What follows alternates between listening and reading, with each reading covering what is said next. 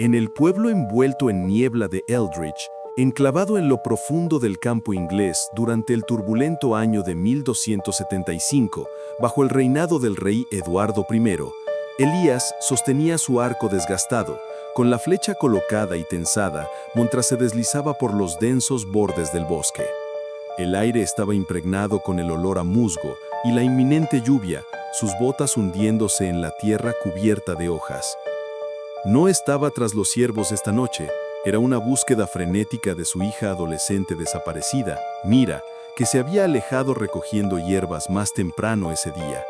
Susurros de sucesos sobrenaturales habían atormentado al pueblo durante semanas, ganado desapareciendo, luces extrañas parpadeando en el bosque a medianoche. La esposa de Elías, Beatrice, le había suplicado que no fuera solo, pero el miedo por Mira lo impulsó hacia adelante. Un susurro repentino delante rompió su concentración. Una figura sombría se deslizó entre los árboles, demasiado etérea para ser humana. Con el corazón latiendo con fuerza, Elías soltó la flecha, pero ésta se estrelló inofensivamente contra la corteza mientras la sombra se disolvía en niebla, dejando solo una risa escalofriante que resonaba como huesos quebrándose. Ese sonido burlón llevó a Elías más profundo en la maleza, cada paso deshaciendo el frágil hilo de su compostura. Irrumpió en un pequeño claro, donde la cesta de hierbas de Mira yacía volcada, ramitas de verbena esparcidas como presagios. «¡Mira!», gritó, con la voz quebrándose de desesperación. Desde la penumbra, su hija emergió, pálida y temblorosa, aferrándose el brazo donde moretones oscuros florecían como manchas de tinta. «¡Padre! ¡Viene!», la sombra que se llevó a los Miller, susurró, con los ojos abiertos de terror. Los Miller, una familia vecina, habían desaparecido 2 noches antes, su cabaña vacía, la chimenea fría, sin rastro alguno, excepto marcas de garras en la puerta. Elías levantó a Mira, corriendo de regreso hacia el pueblo, pero el bosque parecía conspirar contra ellos, las ramas azotando como látigos, las raíces levantándose para hacerles tropezar. A medida que se acercaban a la línea de árboles, el primer giro se abrió camino en su pesadilla. Una tormenta feroz se desató sin previo aviso, el trueno retumbando como el rugido de una bestia antigua despertada. El relámpago partió el cielo, iluminando formas grotescas, apariciones fantasmales de los desaparecidos Miller, sus formas translúcidas y retorcidas, bocas abiertas en gritos silenciosos. Un espíritu, el patriarca Miller, se lanzó hacia Elías, sus dedos helados rozando su hombro, un frío abrasador que enhumeció su abrazo. Mira gritó, «¡Están pidiendo ayuda, escucha!». De hecho, débiles gritos atravesaban el vendaval, voces suplicantes que imitaban a Beatrice y a su hijo menor, Tío, en casa. La furia de la tormenta se encadenó en un caos. La lluvia convirtió los caminos en ríos de barro, obligando a Elías a refugiarse bajo un roble retorcido. Inspirándose en las leyendas del pueblo, inspiradas por el Malleus Maleficarum, textos contrabandeados por frailes viajeros, trituró hojas de verbena del cesto de Mira, mezclándolas con su saliva para ungir sus frentes. «Esto protege a los impuros», murmuró, un ritual improvisado nacido de desesperación. Los fantasmas retrocedieron, pero los gritos se intensificaron, desviándolos hacia las ruinas abandonadas del penitenciario del pueblo, una concha de piedra olvidada de la época normanda, cubierta de maleza y maldita. Detente un instante y siente esa oleada de terror mezclada con determinación, la clase que te atrapa cuando proteger a los tuyos se convierte en todo. Es esa fuerza bruta la que convierte a la gente común en leyendas, ¿no? Elías, con el brazo pulsante, siguió adelante con Mira, la furia de la tormenta reflejando el tumulto en su alma. Tropezaron en el patio en ruinas del penitenciario, con paredes grabadas con súplicas desvanecidas de prisioneros muertos hace tiempo. Dentro, el aire se espesaba con la descomposición, los ecos amplificaban cada gota. Beatrice y Tío no estaban ahí, pero los gritos los llevaron más adentro, a celdas sombreadas donde las cadenas sonaban sin viento. El segundo conflicto estalló como una trampa que se había disparado. Desde la oscuridad, un enjambre de almas atormentadas se materializó. Espíritus de herejes ejecutados, sus ojos vacíos como abismos, cuerpos parpadeando como llamas de vela en una corriente. Los rodearon, susurrando acusaciones. «Únanse a nosotros, pues sus seres queridos han pagado el precio». Un espíritu, una mujer demacrada que se asemejaba a una nona olvidada, Atacó con garras espectrales, desgarrando la capa de Mira y sacando sangre. El dolor alimentó el grito de Mira. «Padre, la cruz, úsala».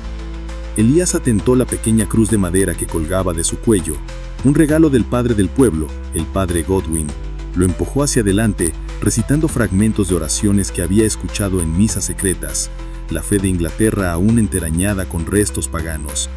La cruz brilló levemente en la tenue luz, repeliendo al alma más cercana, pero el asalto avanzaba encadenado.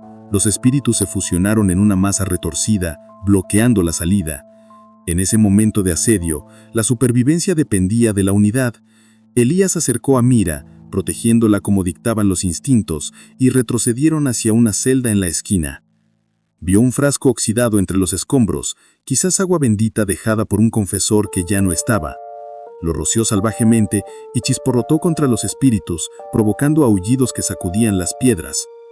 «Luchamos como uno solo», gruñó Elías, resonando con las tácticas de caza en grupo que los aldeanos usaban contra los lobos: circular, distraer, atacar.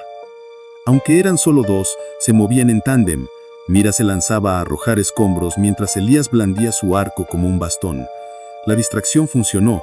Se abrió una brecha y huyeron del penitenciario, con el corazón latiendo fuerte hacia las calles azotadas por la tormenta. El pueblo se alzaba, los techos de paja se hundían bajo el diluvio, las linternas parpadeaban en las ventanas como ojos temerosos. Elías y Mira golpearon la puerta de su cabaña, pero el silencio respondió. Al entrar de golpe, encontraron caos, muebles volcados, la espada de juguete de tío hecha pedazos en el suelo. La voz de Beatrice resonaba desde la habitación de atrás, un ruego ahogado. Corriendo hacia allí, la descubrieron atada por fuerzas invisibles, con los ojos vidriosos, como si estuviera en trance, y una entidad sombría flotando sobre ella como un sudario. «El demonio se alimenta de familias», jadeó, liberándose momentáneamente. No era un simple fantasma.